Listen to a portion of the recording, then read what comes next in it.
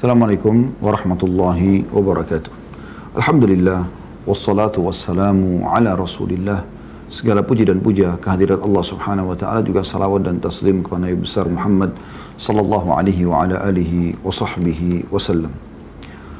Saudaraku seiman, di awal pembukaan kita berdoa kepada Allah subhanahu wa ta'ala, semoga Allah ikhlaskan niat kita dalam majelis ilmu ini, sehingga bisa menjadi tambahan pahala kita insyaAllah yang kita panen pada hari kiamat nanti, dan menjadi ilmu bermanfaat yang kita butuhkan selama kehidupan di dunia ini. Serta juga semoga seluruh hajat-hajat kita, dari hajat-hajat dunia, tentu dari kebaikan-kebaikan dan juga hajat akhirat, Allah subhanahu wa ta'ala penuhi semua. Dan semoga orang yang sakit di antara kita disembuhkan, semoga orang yang terlilit utang dilunasi utangnya, dan semoga saja negara kita Indonesia menjadi negara yang aman, tentram, damai, seluruh umat Islam di bawah naungan ukhuwah Islamiyah, dan dalam hal ibadah mereka kembali kepada Al-Quran dan Sunnah. Dan juga semoga Allah subhanahu wa ta'ala menyatukan kita semua di surga Firdausnya tanpa hisab, sebagaimana disatukan dalam majlis ilmu yang mulia ini. Allahumma amin. Saudaraku seiman, tema kita pada hari ini Ain. Mungkin banyak sekali orang kita yang masih bertanya-tanya tentang Ain, selain maknanya apa Ain itu, dan juga apa yang dimaksud dengan bahasan masalah Ain. Ain itu adalah mata, ya, diistilahkan atau dalam bahasa Indonesianya mata. Jadi kalau orang Arab mengatakan mata adalah Ain. Dan kita sedang membahas sebuah penyakit yang sangat berbahaya yang disebabkan karena mata. Dan kita bukan sedang berbicara tentang masalah medis, tapi kita sedang bicara masalah pandangan syariat Allah subhanahu wa ta'ala terhadap sebuah penyakit yang sangat berbahaya. Terjemahan langsungnya, mata yang jahat. Ya, mata yang bisa menyebabkan penyakit, bisa menceraikan suami istri, bisa merusak kendaraan yang sedang ditunggangi, dan segala macam keburukan bisa terjadi karena penyalahgunaan mata ini yang dijelaskan dalam syariat. Baik, untuk lebih jelasnya teman-teman sekalian, kita akan dengarkan bagaimana Lajnah Daimah, atau seperti kita di Indonesia MUI, ya. Ini Lajnah Daimah adalah majelis para ulama di Timur Tengah, terutama di Saudi, atau tepatnya di Saudi, yang mendefinisikan tentang masalah Ain. Mereka mengatakan ma'khudatun min 'ana ya'inu idza asabahu bi'ainihi. Diambil dari akar kata 'ana ya'inu, kalau dia mengenai sesuatu dengan matanya. Wa asluha, dan asal akar kata ini, min ijabil a'in bisyai', kekaguman dari orang yang pemilik penyakit mata ini terhadap sesuatu yang ada di hadapannya, baik itu makhluk hidup atau benda mati. Thumma tatba'uhu kayfiyat nafsuhul khabitha, kemudian mulai keburukan dalam jiwanya mengikuti alur mata tersebut, maksudnya penyakit hatinya, iri, dengki, ya, dendam. Thumma tasta'inu ala tanfidi summiha binadhariha ila al-ma'in. Kemudian terjadilah realisasinya, menyalurkan racun yang berbahaya itu kepada yang sedang dipandang. Ini diambil dari Al-Fatawa atau Fatawa Ad-Lajnah Daimah jilid 1 halaman 271. Jadi Ain itu berupa penyakit yang bisa mendatangkan kerusakan, ya. Berupa tatapan mata yang bisa mendatangkan penyakit ataupun kerusakan. Mungkin ada yang mengatakan, teman-teman sekalian, masa sih gara-gara pandangan mata aja kendaraan bisa rusak, hubungan suami istri bisa ribut, anak bisa sakit atau seorang bisa sakit, ya, harta atau usaha bisa bangkrut? Maka kami akan menjawab dengan dalil.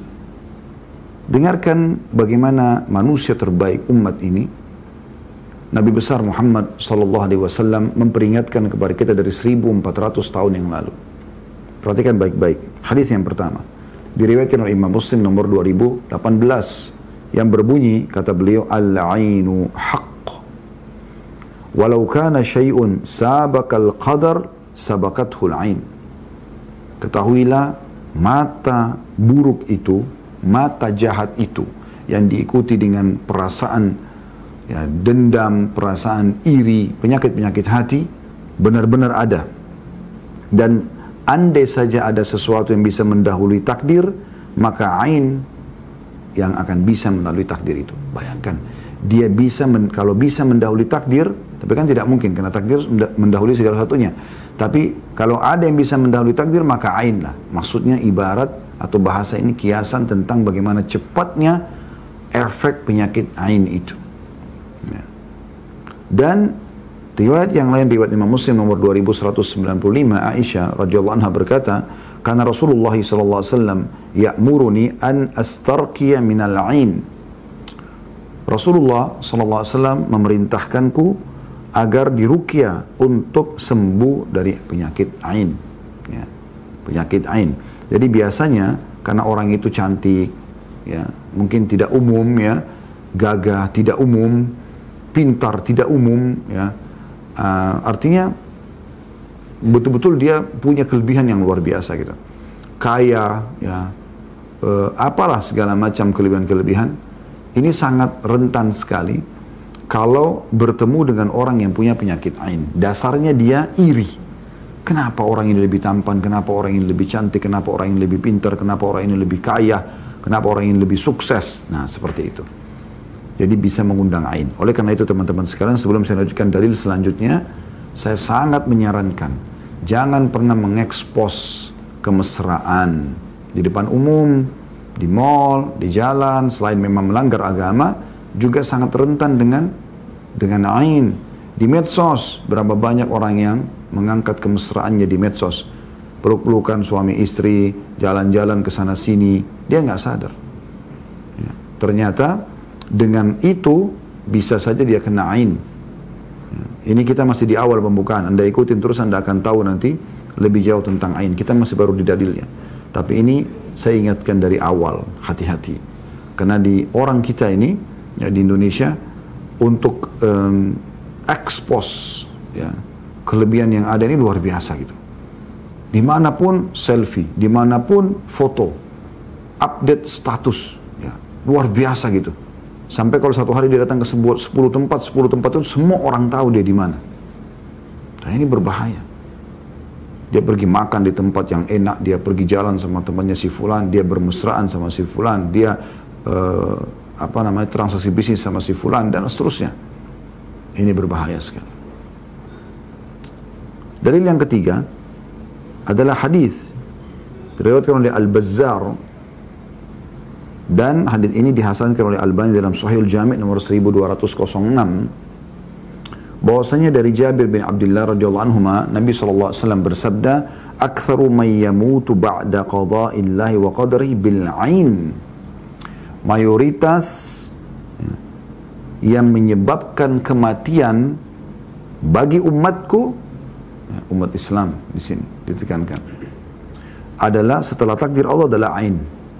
Saya ulangi lagi, hadis ini luar biasa, hadis yang hasan, bisa diterima.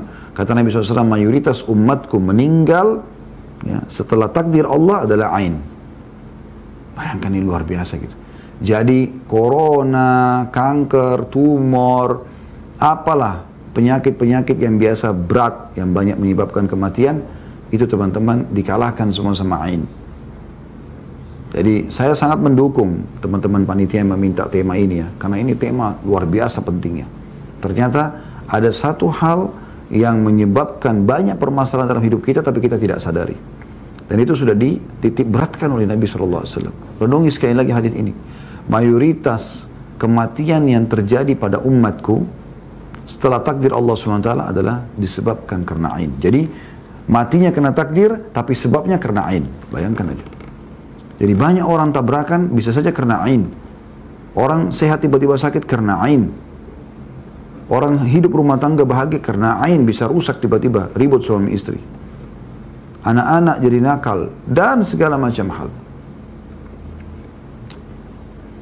Dan dari berita Nabi SAW ini, kita harus lebih dalam mengetahui tentang masalah ain. Kita sudah jelaskan definisinya, kita sudah jelaskan dasar dalilnya tentang kebenaran adanya ain. Ya. Maka kita akan coba masuk, teman-teman sekalian, tentang sebab ain.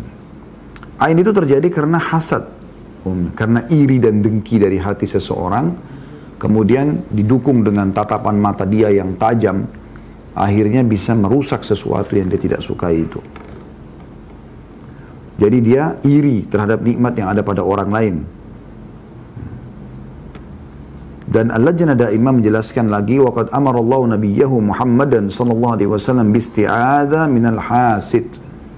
Ketahuilah bahwasanya Allah Subhanahu wa taala telah memerintahkan nabinya Muhammad sallallahu alaihi wasallam untuk berlindung dari orang-orang yang iri dan dengki ini. Faqala ta'ala, maka Allah berfirman, wa min syarri hasidin idza hasad. Dan aku berlindung kepadamu dari iri dengkinya orang yang iri dan dengki. Surah Al-Falaq yang sudah kita hafal sama-sama. Ya. Fakullu a'in hasid wa laysa kullu hasidin a'ina. Ketahuilah, semua orang yang punya mata panas itu pasti karena hasad, dan tidak semua orang yang hasad itu punya penyakit ain. Ya. Jadi ini perlu digarisbawahi ya. Jadi semua orang yang punya penyakit ain, lihat apa-apa saja bisa jadi masalah, gitu kan? Maka pasti karena hasad dalam hatinya. Sementara tidak semua orang hasad tiba-tiba langsung punya penyakit ain. Nah, ini maknanya apa? Memang bukan berarti dengan sekali dua kali orang hasad tiba-tiba punya penyakit ain. Tapi mungkin karena jadi rutinitas. Dia, apa yang dia pandang? Dia pandang ke arah kanan ada orang yang tampan, kok dia lebih tampan. Di sebelah kanan ada orang lebih rapi, kok lebih rapi. Di depannya ada mobil lebih bagus, kok lebih kaya. Jadi semua dia hasad. Maka akhirnya menjadi gelora dalam hatinya penyakit penyakit hati itu, lalu menembus ke pandangan mata dia, sehingga akhirnya apapun yang dilihat teman-teman sekalian akan terganggu dengan dia. Ini Allah Subhanahu wa taala sudah mengingatkan masalah ini. Dan kembali lagi, Majelis Fatwa Lajnah Daimah mengingatkan kepada kita agar setiap orang berhati-hati. Ya, Nabi Muhammad SAW sendiri disuruh oleh Allah Subhanahu wa taala untuk berlindung. Bahkan dalam sebuah riwayat yang sahih dikatakan, semenjak turunnya Al-Falaq sama An-Nas, Nabi SAW tidak berlindung lagi kecuali dengan dua surah ini. Termasuk wa min syarri hasidin idza hasad. Ada kisah yang unik terjadi di zaman Nabi Sallallahu Alaihi Wasallam berhubungan dengan masalah ini. Jadi ada kisah fakta lapangan ya. Abu Umamah bin Sahal radhiyallahu anhu berkata, "Igtasala Abi Sahal ibn Hunayf bil Kharrar." Ya. Bahwasanya Abu Sahal bin Hunayf satu hari pernah mandi di satu wilayah namanya Kharrar. Fanaza'a jubbatan kanat alaihi, dan dia membuka pakaiannya untuk mandi. Dan zaman dulu orang mandi di luar rumah ya, kayak kamar mandi umum lah gitu ya, tapi biasa setiap orang punya sendiri, dibuat dari pelapa-pelapa kurma ya. Nah, kalau laki-laki biasanya tempat mandinya sampai ke batas telinga ataupun pundaknya, sehingga orang lain bisa tahu. Kalau perempuan biasanya tertutup semua gitu. Mereka belum punya kamar mandi di rumah, atau belum pakai sistem kamar mandi di rumah lebih tepatnya. Maka pada saat dia sudah membuka bajunya dan kelihatan dia lagi mau mandi, gitu kan, kalau dia berdiri, maka Amir bin Rabi'ah yanzur. Amir bin Rabi'ah, salah satu sahabat yang lain lewat, melihat itu. Qala wa kana Sahlun rajulun abyad. Perawi hadis ya, Abu Umamah berkata, dan Abi Sahal ini pada saat itu memang atau dia berkulit putih yang bersih sekali. Hasanul jild, kulitnya mulus sekali, bagus gitu, orangnya bersih kelihatan. Qala faqala Amir bin Rabi'ah, ma ra'aituka al-yawmi wala jilda adra. Maka tiba-tiba Amir berkata, aku benar-benar belum pernah ya melihat kulit indah seperti yang kulihat pada hari ini, bahkan mengalahkan kulit para anak gadis. Dia mengucapkan begitu si Amir ini. Lalu dikatakan dalam riwayat ini, fa'uiqa Sahal makanahu fashtadda wa'kuhu ya. Fa'utiya Rasulullah SAW fa'akhbara anna Sahlan uwika wa annahu ghairu ra'ihin ma'aka ya Rasulullah. Fa'atahu Rasulullah SAW fa'akhbarahu Sahal billadhi kana min sya'ni Amir bin Rabi'ah. Faqala Rasulullah SAW, ala ma yaktulu ahadukum akhah ala barrakta innal ayna haqq tawadda lahu fatawadda lahu Amir bin Rabi'ah faraha Sahal ma'a Rasulillah SAW laisa bihi ba's. Artinya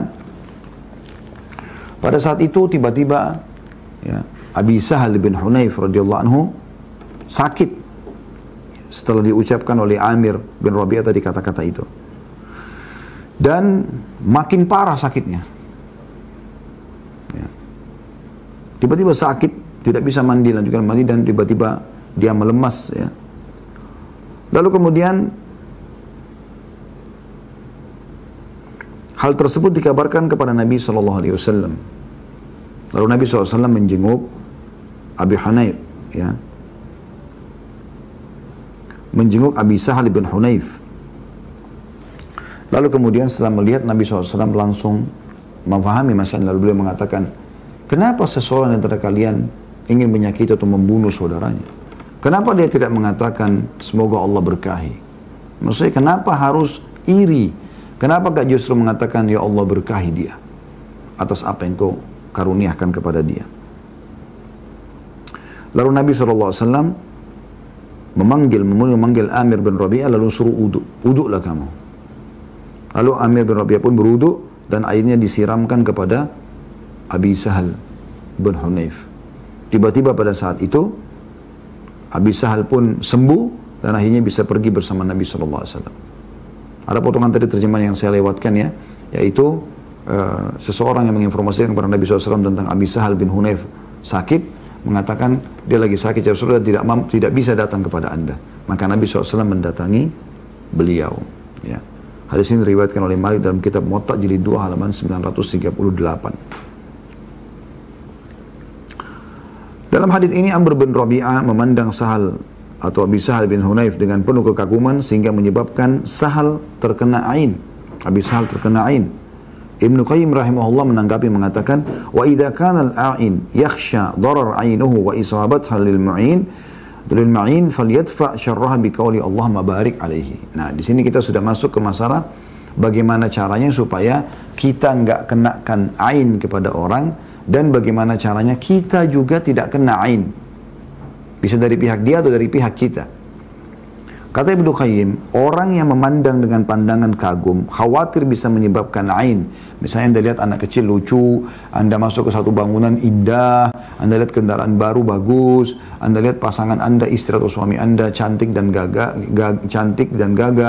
Anda lihat apa saja ya yang indah-indah. Kata Ibnu Qayyim, orang yang memandang dengan pandangan kagum, kalau khawatir menyebabkan ain pada benda yang lihat, maka cegahlah keburukan tersebut dengan mengatakan Allahumma barik alaihi. Ya Allah berkahilah. Ya. Allahumma barik. Ya. Jadi kalau, ini diambil dari kitab Tibbun Nabawi halaman 118 ya.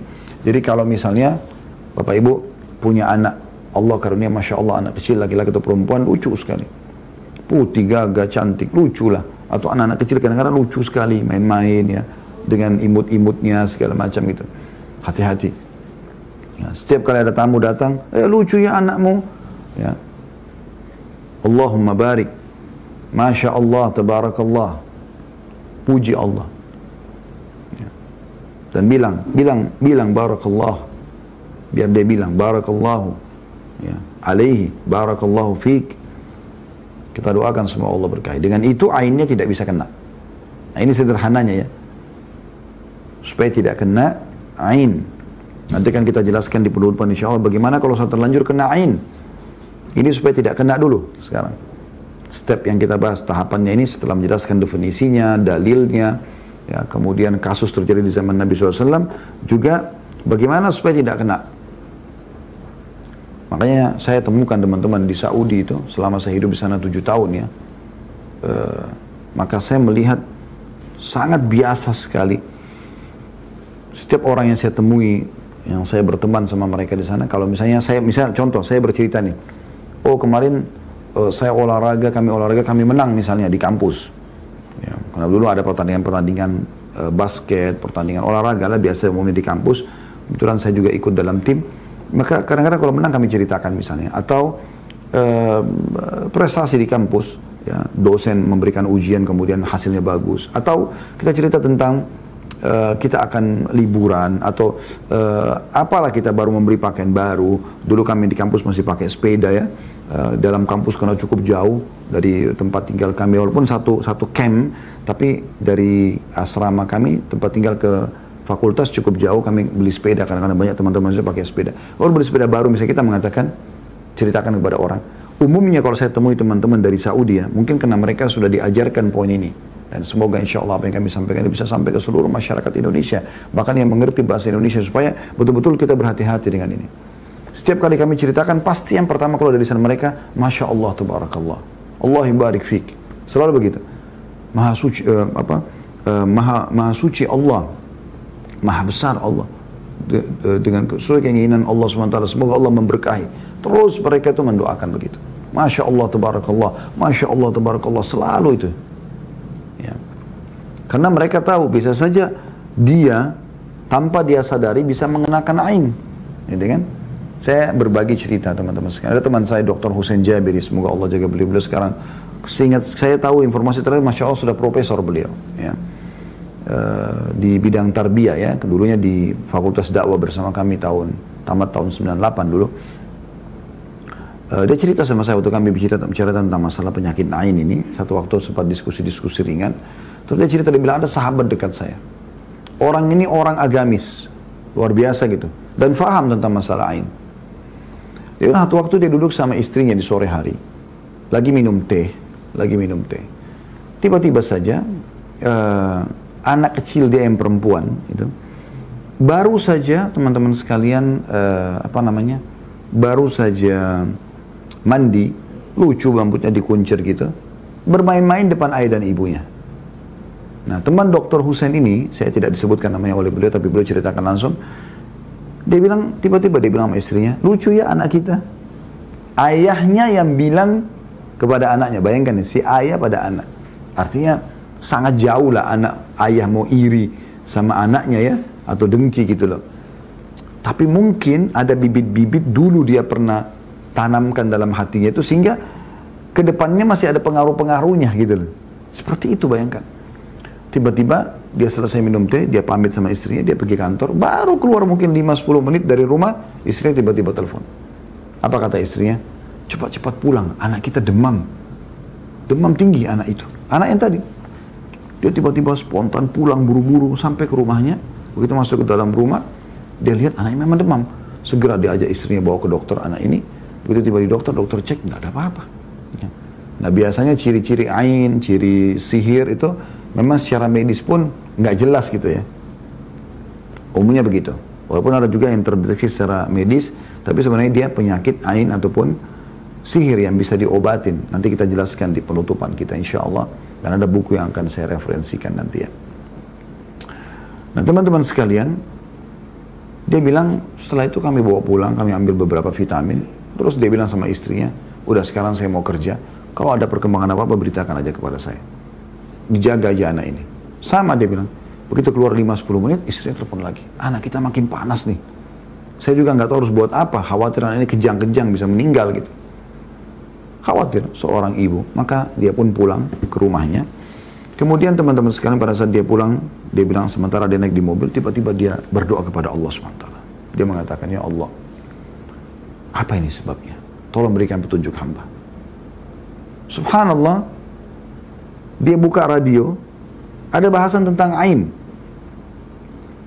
Kebetulan ada satu ceramah di radio yang dia sedang dengar, menuju ke rumahnya, penyakit ain. Dia tiba-tiba keingat, pada saat tadi anaknya habis mandi, dia bilang, lucu ya anak kita. Itu yang dia fokus tuh. Tanpa banyak basa-basi, si ayah ini kena paham, dia pulang ke rumah, dia wudhu, air wudhunya diambil, lalu dimandikan ke anaknya. Mirip dengan kasus tadi, Abu Sahal bin Hunayf, atau Sahal bin Hunayf, yang dikenakan ain oleh tadi, Rabi'ah, Amir bin Rabi'ah. Ya. Jadi akhirnya setelah dimandikan, dia bilang, subhanallah, 15 menit setelah itu, anak itu tiba-tiba hilang demamnya dan ceria kembali. Ini seorang ayah kepada anaknya, coba bayangin.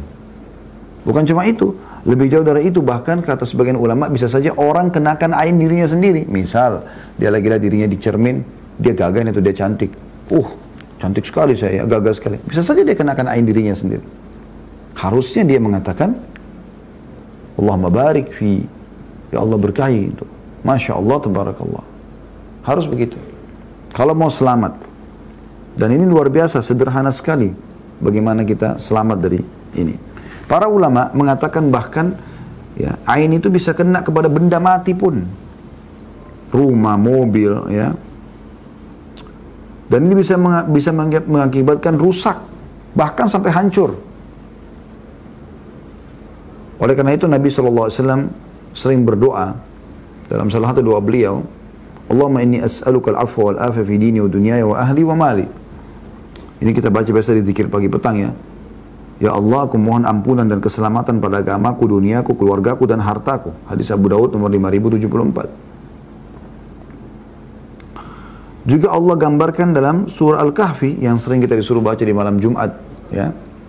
Allah gambarkan di antara salah satu kisahnya selain Ashabul Kahfi ada kisah dua orang yang memiliki kebun, lalu yang satu ini diingatkan oleh temannya agar selalu memuji Allah atas kebunnya yang melimpah, ya.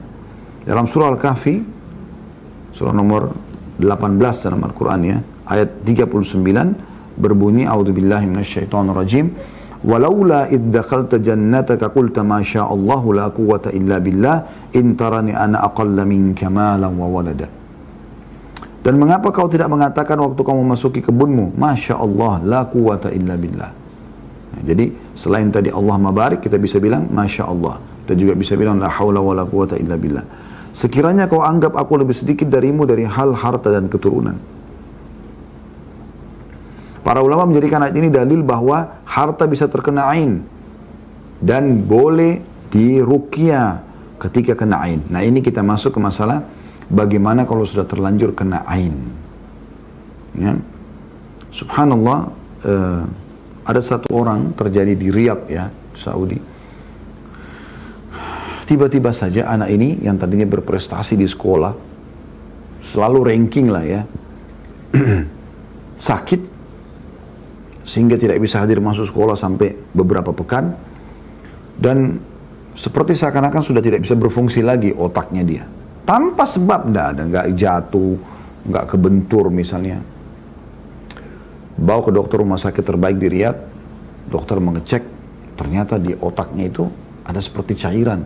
Dan ini cairan secara medis tidak normal, maka yang terbaik adalah harus disedot, dikeluarkan. Dan itu bagian batok kepalanya harus ada yang dilubangi gitu. Salah satu dari kerabat orang ini faham agama, sering hadir di pengajian, Masya Allah. Dia tahu ada ain, ada sihir, ya. Dua hal yang berbahaya sekali di tengah-tengah umat ini yang harus kita berhati-hati, ya. Jadi praktek dukun, peramal, penyamun, penyihir ini luar biasa, harus diperangi. Tidak boleh didatangin dan harus diperangi. Dihilangkan secara total.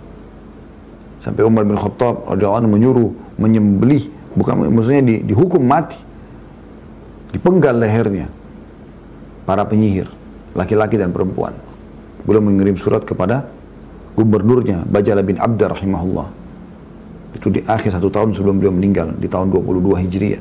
Beliau meninggal tahun 23 Hijriah. Ini saking bahayanya. Tentu kita tidak bicara masalah ainnya, penyakit ain, pelakunya bukan dihukum mati tapi penyihir. Tapi ini biasa dua ini kayak saling berdekatan gitu ya.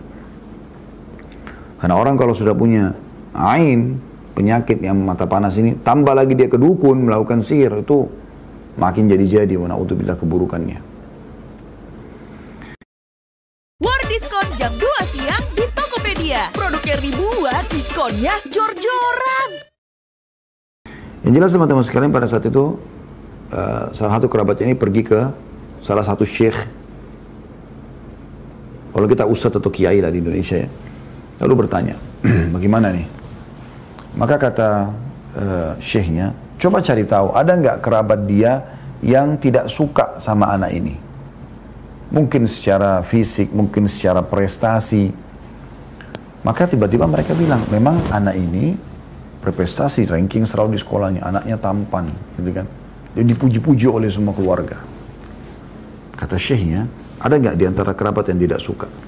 Maka mereka tiba-tiba mengatakan, memang ada satu tantenya yang punya juga anak, yang selalu bersaing sama anak ini gitu. Jadi bersaing secara fisik, bersaing secara prestasi di sekolah gitu ya. Maka kata Syekh, coba cek ke tantenya itu. Diceklah, diceritakanlah pada tantenya ini. Kemudian tantenya alhamdulillah bisa terima. Dan mereka mohon supaya tantenya memberikan air wuduknya pada saat diambil. Karena orang ini sudah mau dieksekusi di rumah sakit besoknya. Lalu tiba-tiba diguyurkan di badannya, dimandikan air wuduk tantenya. Subhanallah, beberapa waktu setelah itu, dicek kembali oleh dokter. Mereka minta dokter cek kembali, tidak ada cairan tersebut. Dan orang ini tiba-tiba kembali normal. Ini kisah nyata teman-teman sekalian. Walaupun tidak ada kisah ini, kita sudah dengarkan tadi bagaimana baginda Nabi SAW menyampaikan orang yang paling jujur di kalangan seluruh manusia dan utusan Allah Subhanahu Wa Taala. Ibnu Katsir rahimahullah berkata, qala ba'dus salaf, sebagian salaf berkata, man a'jabahu syai'un min halihi aw malihi aw waladihi falyakul. Siapapun yang sedang kagum pada keadaannya, karena dia sendiri atau keadaan orang lain, atau hartanya, atau pada anaknya, ya. Dirinya sendiri, hartanya atau anaknya, mobilnya kah, motornya kah, rumahnya kah, kita sendiri dengan harta kita, kata Ibnu Katsir rahimahullah, apalagi orang lain gitu. Maka falyakul, harusnya dia mengucapkan, Masya Allahu la quwata illa billah. Masya Allah la quwata illa billah. Kita ucapkan itu. Wa hadha ma'khudun min hadhil ayal karimah. Dan ini diambil dari potongan ayat yang mulia ini. Tadi Al-Kahfi, ya, ayat 39.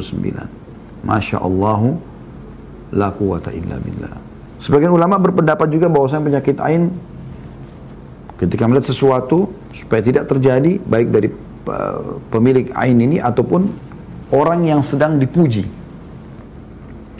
Perusahaannya, oh perusahaannya maju ya, Masya Allah la hawla wa la quwata illa billah. Mobilnya bagus ya, Masya Allah la hawla wa la quwata illa billah. Mau orang muslim atau kafir yang sedang memuji kita. Oh bajunya bagus, Masya Allah la hawla wa la quwata illa billah. Tampannya, cantiknya, Masya Allah la hawla wa la quwata illa billah. Anaknya lucu ya, Masya Allah la hawla wa la quwata illa billah. Selalu begitu. Selalu begitu. Kalau Anda mau lebih jauh, Anda bisa ketik di YouTube nanti tentang contoh, ya, penyakit, bahaya penyakit ain. Akan ada. Subhanallah, kalau di Timur Tengah tuh nyata sekali gitu. Sampai saya punya di handphone saya cuplikannya penyakit ain. Ada orang melihat pohon kurma, teman-teman sekalian. Oh, kurmanya bagus sekali. Tumbang pohon kurma itu. Dan di situ ditulis memang, lihat penyakit ain. Ada orang baru buat tenda, dia orang kaya raya, rumahnya bagus, dia buat kayak kemah gitu. Kemah itu bagus sekali, dikarpetin, pasang bantal-bantal duduk Arabic style ya, tempat duduk orang-orang Arab. Kemudian dia panggil tamu-tamu makan di situ, ya. Mereka grill daging apa segala macam. Nah, ini makan. Baru pulang tamunya kebakaran tiba-tiba. Nggak ada api di situ. Mereka tuh masak-masak di luar gitu. Ini dalam kemah cuma makan. Sampai dalam cuplikan itu dia lagi cuplikan, dia sampai takut, la haula wala quwata illa billah, sampai ketakutan, dia shooting kemahnya itu. Dan tetap dimasukkan dalam cuplikan itu. Ada orang di Saudi baru angkat anaknya 3 jam yang lalu. Lucu gitu, anak perempuan menari-menari gitu kan. Oh, dengan lucunya lalu diangkat di medsos. 3 jam kemudian sakit anak tersebut. Ada cuplikannya. Ini anak lagi nari-nari, ini cuplikannya pada 3 jam kemudian sakit. Ada anak muda tampan tiba-tiba sakit. Dan sekian banyak. Ada orang lagi pegang teh, ya. Kemudian teh itu mau diperlihatkan ya, mau dihidangkan, lalu yang tamu ini bilang, oh tuangkan teh dari tanganmu yang bagus, pang, pecah gelasnya. Subhanallah, ini terjadi. Ya. Saya tidak tahu waktunya keburu atau tidak, tapi saya akan coba minta sama tim, kalau bisa nanti cuplikan dari handphone saya bisa diangkat, saya coba akhirnya ditanyakan. Kalau bisa nanti dari handphone ini diperlihatkan, jadi apa yang saya bahasakan tadi itu ada cuplikannya di handphone ya. Kalau bisa insya Allah kita coba akan perlihatkan di penutupan nanti, sebelum kita kafaratul majlis, supaya Anda lihat, oh ini loh yang tadi Ustaz ceritakan itu, contoh ya. Jadi usahakan selalu bilang Masya Allah la quwata illa billah. Selalu kita bilang itu teman-teman sekalian ya. Jadi kita mendoakan atau kita mengatakan barakallahu fiik, Allahu yubarik, semoga Allah berkahi. Selalu bilang begitu ya. Dan Nabi SAW bersabda, idza ra'a ahadukum min nafsihi wa akhihi ma yu'jibu falyad'u bil barakah fa innal 'aina haqq. Hadis ini hadis sahih riwayat An-Nasa'i. Ya. Di nomor 10.872 kata Nabi SAW, jika salah seorang dari kalian melihat pada diri saudaranya, ya. Jadi pada dirinya atau diri saudaranya. Kalau seseorang melihat apa yang membuat dia kagum pada dirinya dan diri saudaranya, maka harusnya dia mendoakan keberkahan. Karena ain itu benar-benar ada. Ada. Dan jauh sebelumnya teman-teman, hilangkan dari hati kita semua penyakit iri, dengki. Ada orang begitu, subhanallah. Tetangganya beli AC, dia yang kedinginan. Tetangganya beli kulkas, dia yang kedinginan. Tetangganya beli mobil, dia yang kepanasan. Wah, luar biasa gitu.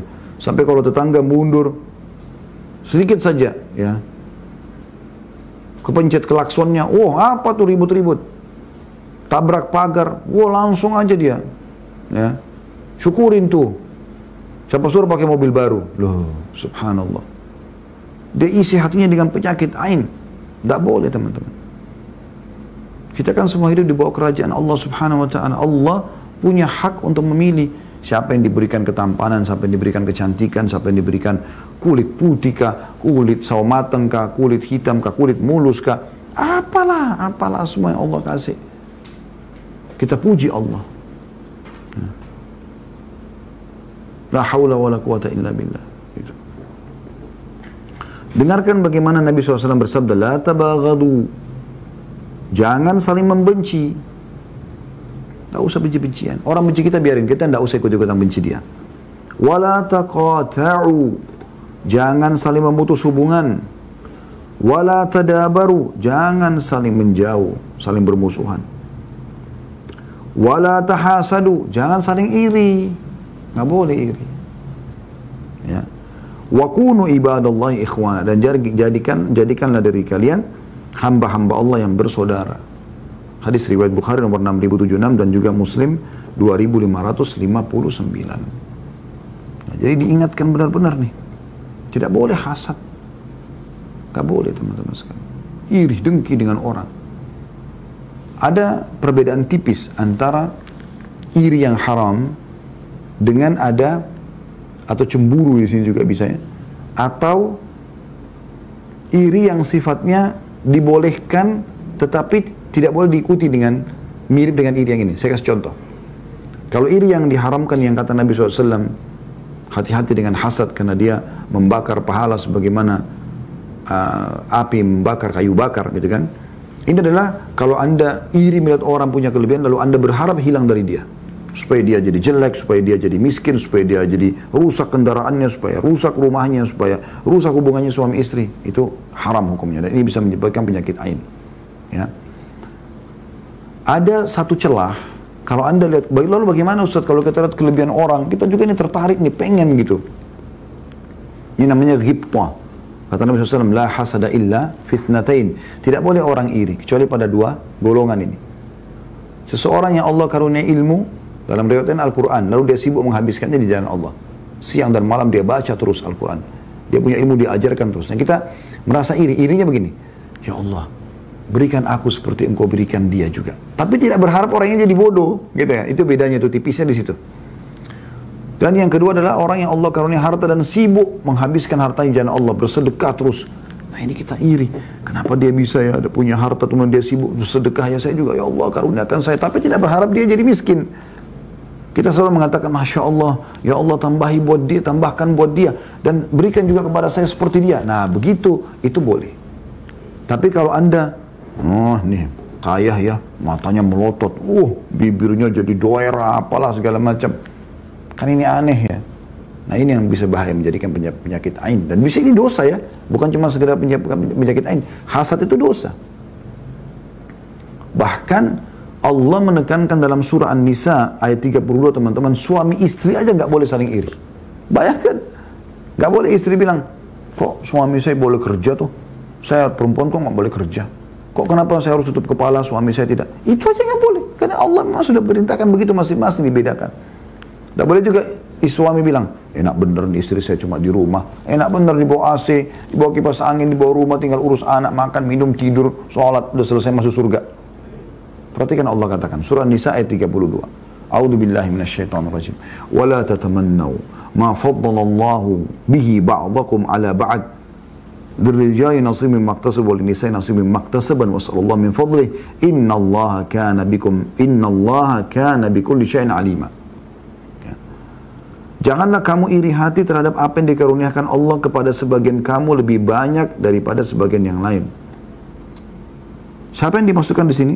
Karena bagi laki-laki kata Allah, ada yang sudah Allah berikan bagian untuk mereka, dan bagi perempuan ada juga bagian yang sudah Allah berikan untuk mereka. Laki-laki perempuan tidak boleh saling cemburu. Suami istri tidak boleh. Dan mohonlah kepada Allah sebagian dari karunia-Nya, sungguhnya Allah Maha mengetahui segala sesuatu. Jadi misalnya tadi saya bilang kalau ada orang pintar, ada orang punya kelebihan apa, kita minta kepada Allah hal yang sama. Selama tidak melanggar sunnatullah, gitu kan. Tidak mungkin kita minta, ya Allah, saya mau mukanya seperti si fulan karena dia tampan. Kan nggak mungkin. Tapi kita minta juga Allah berikan ketampanan. Bisa. Allah bisa memberikan sesuatu yang orang lihat, oh ya tampan, orang lihat itu cantik. Tapi nggak mungkin muka kita diubah jadi muka dia, kan nggak mungkin. Kan gitu. Jadi kita masih bisa minta kepada Allah, tapi tidak berharap hilang dari Dia. Kapan Anda masuk ke celah berharap hilang dari Dia, ini membuka pintu dosa dan juga membuka pintu ain. Bisa jadi bahaya, mata Anda ini bisa panas gitu. Ya. Juga bagaimana Nabi SAW mengingatkan kepada kita supaya kita tawadhu, merendah. Bagi Anda juga yang punya kelebihan, jangan terus-menerus pamer-pamer ini. Tadi saya bilang, ekspos sana-sini. Sehingga, berhamburanlah puji-pujian yang tidak, dari orang-orang yang tidak tahu tentang masalah mengucapkan Masya Allah la quwata illa billah. La hawla wa la quwata, Masya Allah la hawla wa la quwata illa billah. Tidak juga mengucapkan Allahumma barik fik, barakallahu fik misalnya. Rasulullah SAW bersabda, wa inna allaha awha ilayya an tawadhu. Allah telah mewahyukan kepadaku agar kalian saling merendah.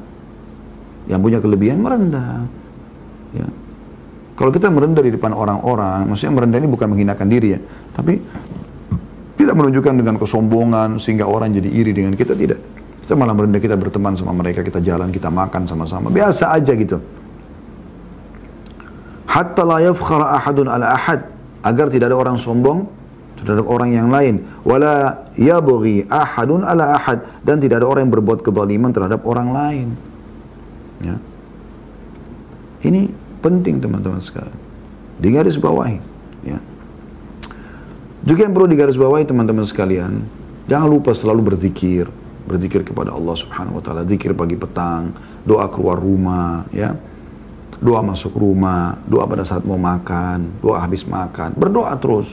Dan ingat selalu ini, selalu Masya Allah, la hawla wa la quwata illa billah. Ingat itu, Masya Allah, la hawla wa la quwata illa billah. Atau bilang, Allahumma barik li, untukku, Allahumma barik lahu, Allahumma barik fihi.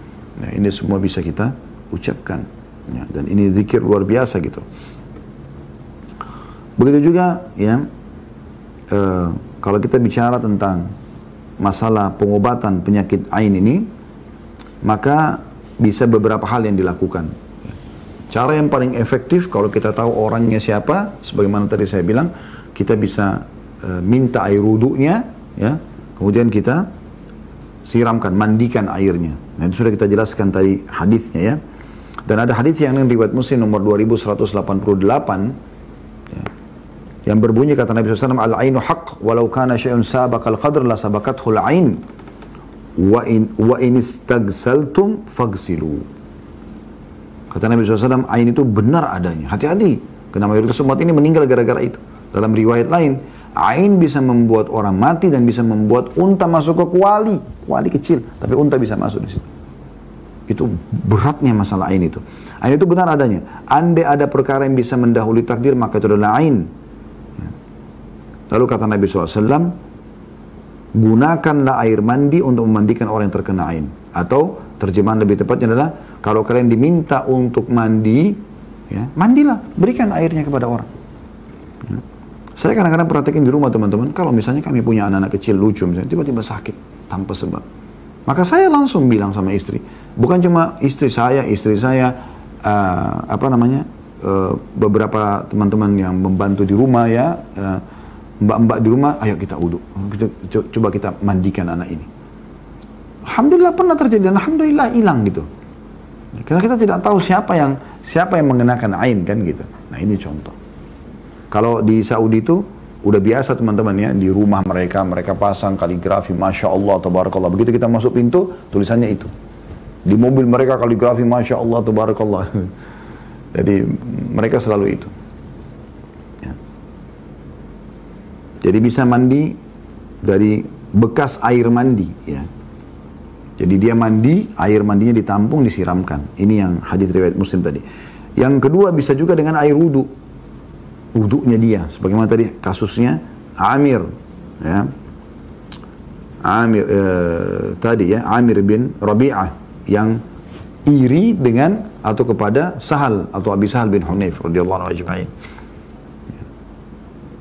Maka dalam riwayat pada saat Nabi SAW memerintahkan kepada Amir bin Rabi'ah untuk berwudu, dikatakan fa'amara Amiran an yatawadda. Maka Nabi SAW perintahkan Amir untuk berwudu. Faghasala wajhahu wa yadayhi ilal mirfaqain. Maka dia mencuci wajahnya dan juga tangannya sampai sikunya. Wa rukbatayhi wa dakhilata izarihi wa amaru an yusubbu alaihi. Ya, kemudian dia pun membasuh kedua lututnya dan bagian dalam sarungnya. Ya. Maksudnya membuduklah seperti untuk biasa membasuh dari lutut sampai ke bawah telapak kaki. Ya, lalu Nabi SAW memerintahkan untuk menyiramkan kepada Sahal. Hadis riwayat An-Nasai nomor 7617 dan juga Ibnu Majah nomor 3509 dan juga Ahmad 15980. Ya, ini disahihkan oleh Syekh Albani. Kemudian Aisyah juga berkata, ada orang kana yu'marul a'in fayatawadda thumma yaktasilu minhul ma'in. Dahulu orang yang menjadi penyebab ain diperintahkan untuk berwudu, lalu yang terkena ain mandi dari sisa air wudu orang tersebut.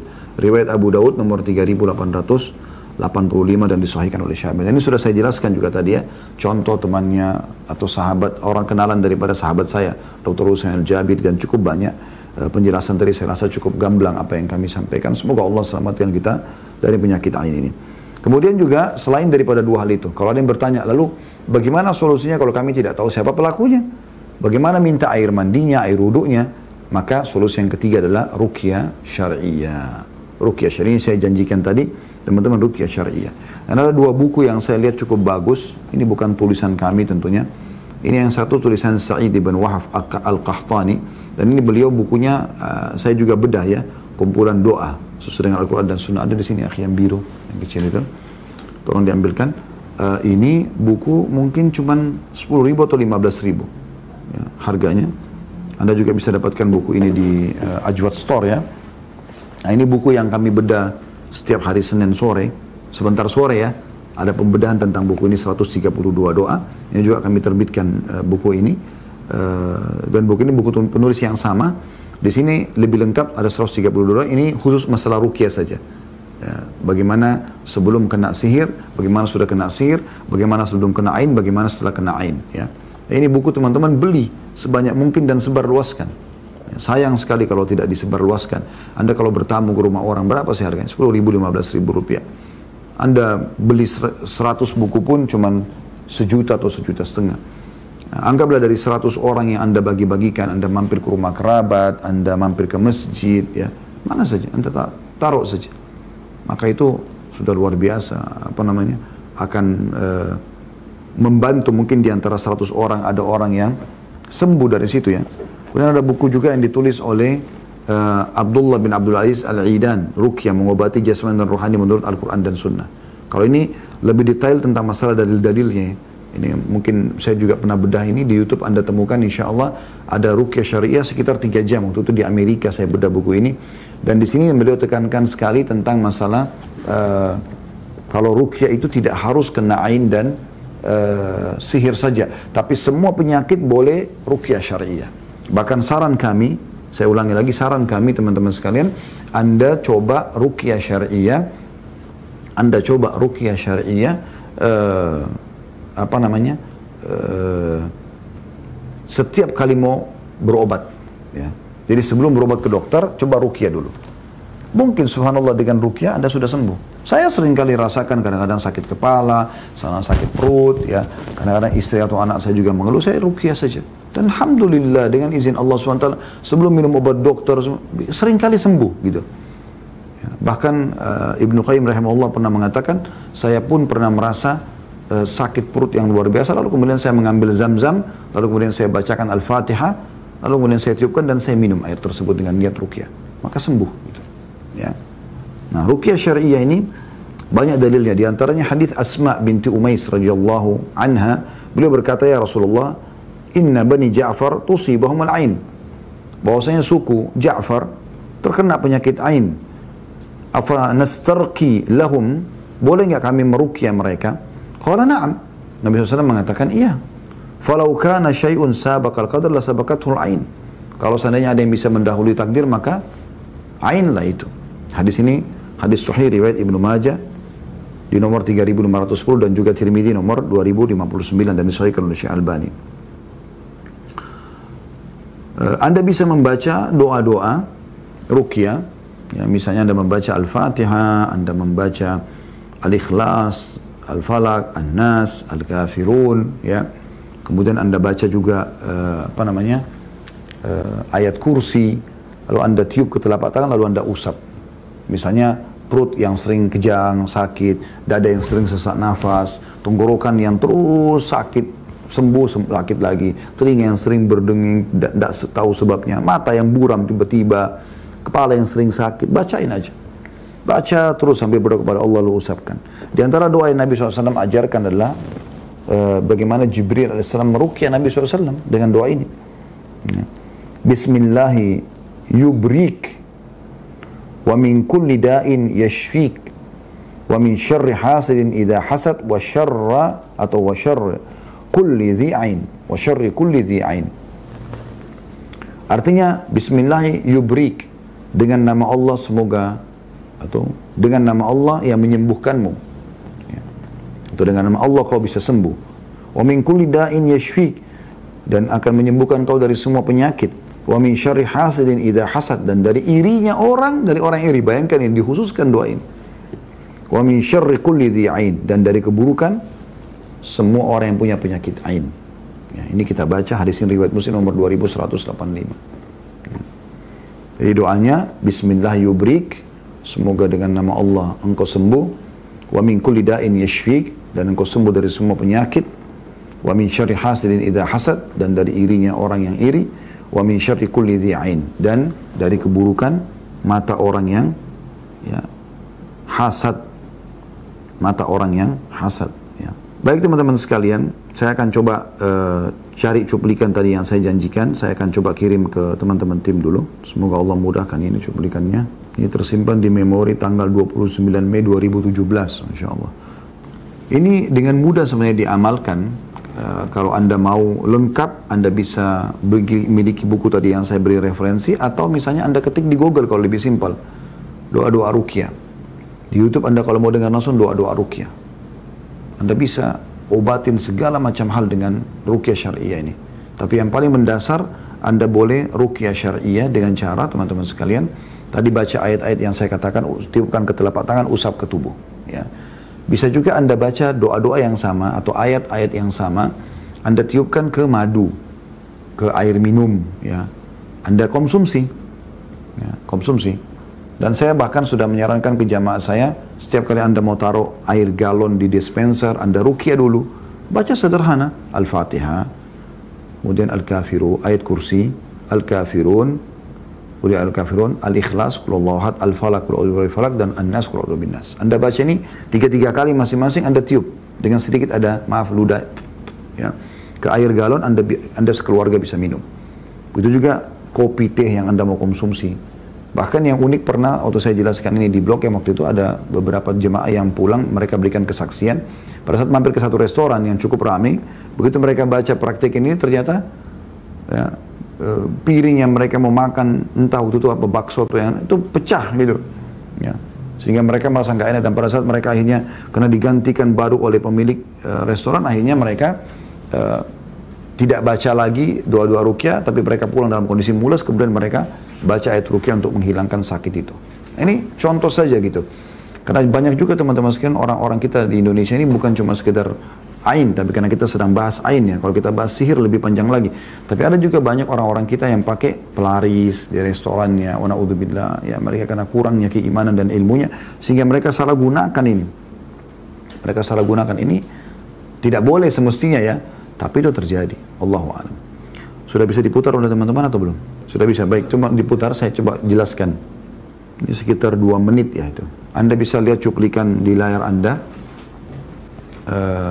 Cuplikan ini berbahasa Arab ya, tapi insya Allah bisa saya coba terjemahkan. Bisa tampil dua-dua?